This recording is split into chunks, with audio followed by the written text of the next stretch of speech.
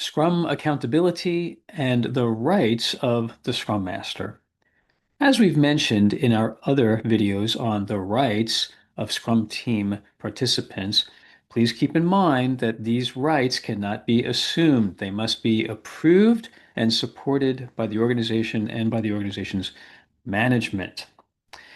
First, I suggest that Scrum Masters have the right to move throughout the entire organization, the freedom to navigate while being politically astute and professional. They're not leapfrogging over different levels of management. They're following chain of command appropriately.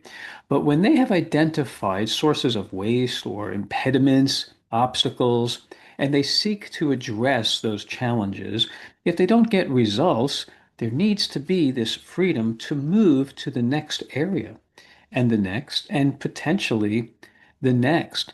One of my favorite stories about this was when I was sitting in an office with a C-level person, and we were very intently focused on our work. The C-level person's office door was open, and we hear a gentle tap on the door frame, and a Scrum Master is standing there.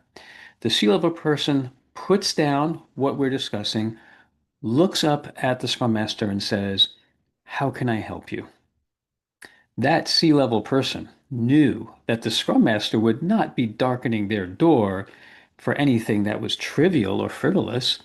There must be something important going on that warranted the Scrum Master to go to that level of attention.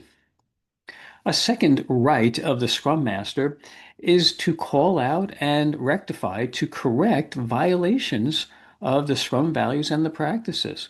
And I would add to that the Agile values and the principles. We've agreed we're going to seek to be more Agile-minded and to implement the Scrum framework.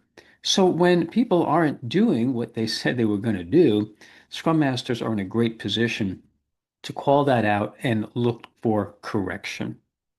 And the third right of the Scrum Master, the right to be strict adherence to time boxing.